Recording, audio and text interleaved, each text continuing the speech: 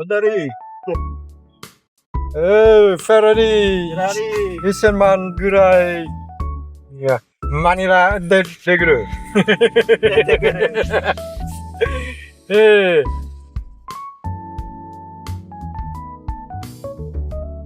Konbanwa minasang bali kasama ko nga kanina dyan yung Betonamo na senpai natin. Papunta kami sa Jemba niyan at ako yung nagbaneho. Although marunong din siya, kaya lang wala siyang lisensya eh. Kaya yun, sa akin muna pinadrive yung kotse. Tapos yun nga, ito yung trabaho natin.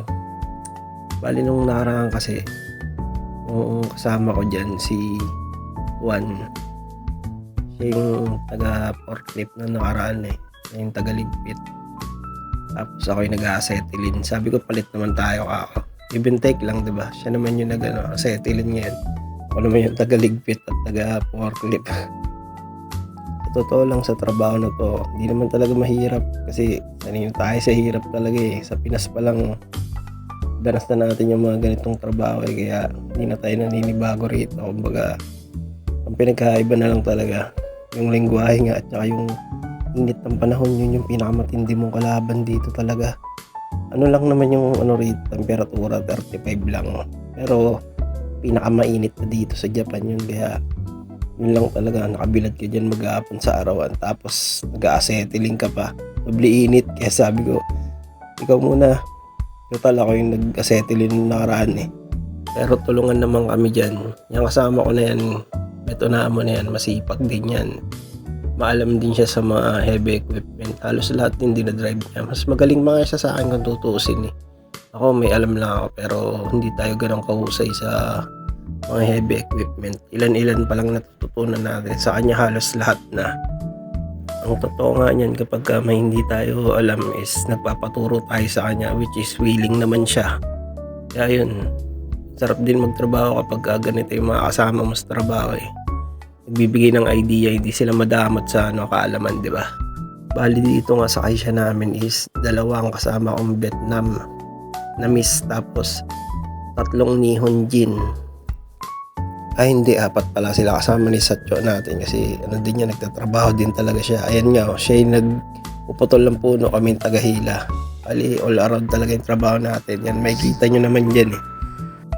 Nung araw nga na to is nabigla tayo.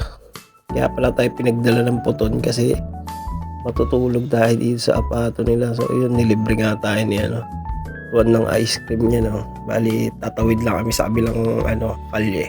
Doon kasi yung apato nila, tawid dito sa X station. Makulit nga yung Vietnamese na kasama natin, medyo bata pa kasi yan, 24 years old lang yata yan. Yun nga, dito muna tayong papalipas ng gabi. Bali Martes ng hapon yan. Yan tayo matutulog ngayon sa apato nila. 2 Vietnamese yung kasama natin. Iwan mo na si Paulo. Tingnan mo, nag-trip pa yan. Di ba? Ang kulit. Bali, itong si Tuan San is 1 year and a half na dito sa Japan. Magaling na mag-Nihongo yan. Kapag mga may tanong ako sa kanya, nasasagot niya agad at tinuturuan naman tayo. Pero ito, nag-trip nga siya. Sabi niya, dito na yung apato namin. Sabi ko, wag mo ko lukuhin. Police station yan. Sabi ko, gusto mo makulong. Tinanong ko nga siya. Tawa na kami. So yun nga, punta natin yung apato nila at dito muna tayo magkikitulog ng 2 araw. Kasi nga yung Satcho natin is nagpa-laser yata siya ng mata kasi nga may katarata yun eh. Bali 45 minutes nga halos yung biyahe papunta sa kaisya namin magmula dun sa apato ko. Kaya yun, dahil punta siya sa ospital, di siya makapag-drive na maayos. Dito muna daw ang matulog ng 2 gabi. Bali, eto nga guys, narating na natin yung apato nila. Nagulat nga ako, yung ganda ng apato nila, kaya lang medyo mahal kaysa doon sa inuupahan natin. Tapos, binibiro nga nila ako dahil kinukwento nga ng Vietnamese na kasama natin sa apato na magaling daw ako magluto. Which is sabi ko, hindi, tsamba-tsamba lang yun. Kaya yun, pinaglutuan natin sila ng Filipino dish. Adobong tuyo. Check natin kung magugustuhan nila to. So, yun nga, sabay-sabay na kaming kumain dyan. At binigyan niya ako ng alak ng isang kasama natin na senpai, yung 5 years na rito sa Japan, si Uta, yung kasama natin sa kotse kanina. Binibiro ko nga siya dyan, sabi ko, Vietnamese ka ba talaga? Ba't parang Japanese ka? Sabi ko, di ba ganito yung mga kaugalian ng Japanese, pag kumakain meron silang beer na iniinom. Ang sagot niya naman sa akin, kada pag-uwi niya daw sa trabaho, umiinom siya ng isang ingkan na alak. Sabi ko, araw-araw yun. Araw-araw nga daw. Mawis din talaga sa inuman ito. So ayun, nakatapos na nga tayong kumain at tignan mo naman, nag-trip yung tropa natin dyan, no? Kala mo lapad talagi, ang yabang din, tawa ng tawa yung kasama niya eh. Siyempre papayag ba naman tayo, mag-flex din tayo kahit puro taba lang. Ito naman, tignan mo. Bali yun nga, pagtapos kumain, paglabas dito sa pato nila may train station, kaya nakita tayong train dyan. Kinaumagahan nga, yun, pasok na tayo nito. Kailangan magsipag para makaipon, di ba? Bali, ang expected ko nga dyan, isang gabi lang matutulog, kaya dinala ko na yung puton ko pabalik sa Aisha. Niloko pa yung tropa natin kasi hiningal siya sa pag-akyat ng hagdan eh. Sabi ko nga sa kanya dyan, daig mo pa ako ha. Ikaw ang bilis hingalin, sabi ko sa kanya. Bata ka pa, sabi ko. Yun, binidyoan nga natin sunset dito. Ang ganda, ang paglutang ng araw. Kala mo napakalapit na araw. Tapos yun, ito, papunta na nga tayo sa Jemba natin kasi nahiram tayo ngayon eh. Dahil wala yung satyo natin, nahiram tayo sa ibang kumpanya.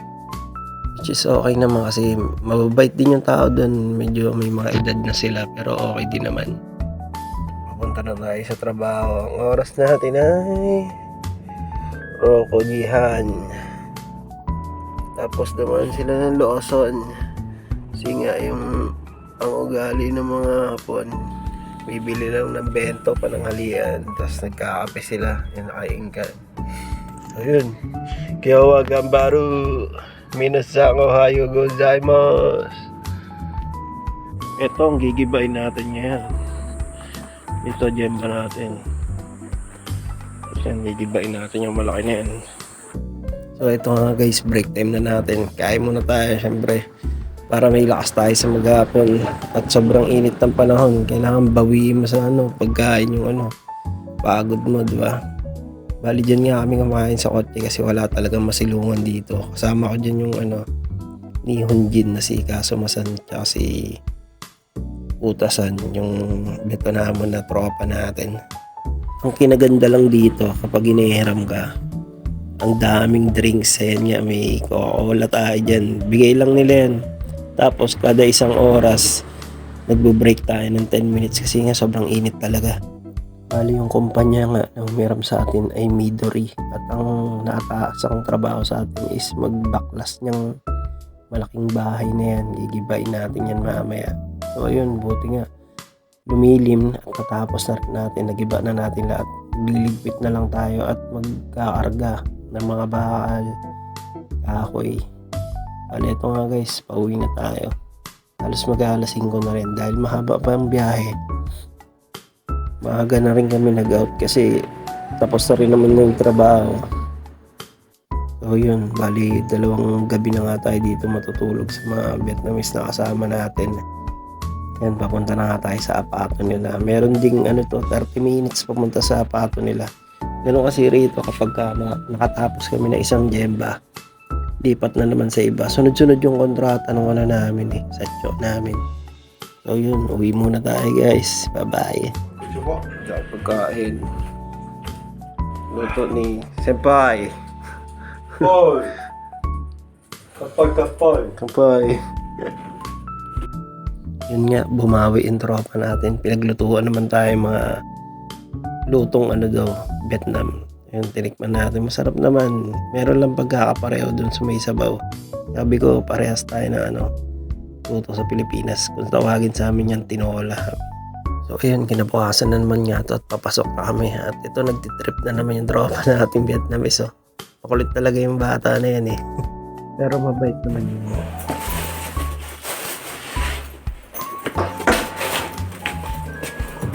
Ay, thank you Lord, nakauwi rin. Pagod. So ayun, nakauwi na nga tayo. Martes tayo ng umaga umalis dito sa apartment natin. Webes na nga ng hapon nung bumalik tayo. Kaya sabi ko makakapagpahinga din na maayos.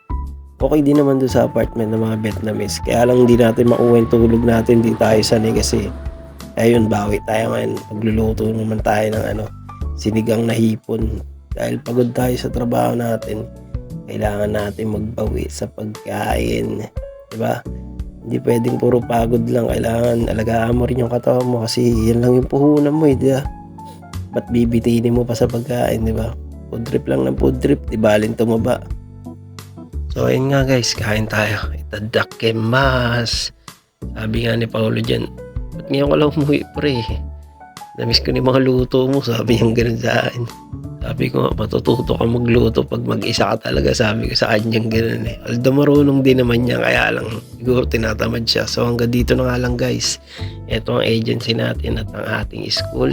At nandito na rin yung mga taong kailangan mong hanapin para makapunta kayo dito sa Japan. Salamat sa panonood. Di kayo made, sayonara, soshigo, arigato gozaimashita.